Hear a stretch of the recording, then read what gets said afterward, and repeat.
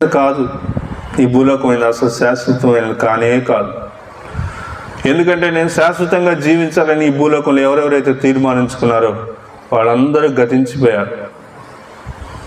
ఈ భూలోకం ఎవరికి శాశ్వతం కాదు. ఈ భూలోకంలో ఎవరు శాశ్వతంగా ఉండేవాళ్ళు ఎవరు లేరు. దాదాపుగా 900 సంవత్సరాలు పైబడి బ్రతికినటువంటి మెతుషెల కూడా మరణించాడు.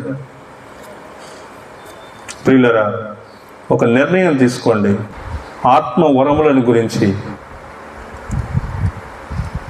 దేవుని నామాన్ని వెసికించినప్పుడు జరిగేటువంటి విషయాలను గురించి, పలు విషయాల గురించి బోధిస్తూ వచ్చాడు.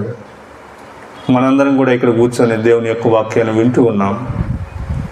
కేవలం విని వెళ్ళిపోవటం వల్ల ఉపయోగం లేదు, తీర్మానం తీసుకోవటంలోనే ఉపయోగం ఉంది. ఈ దినం విన్నటువంటి వాక్యాన్ని అనుసరించి యేసుక్రీస్తు యొక్క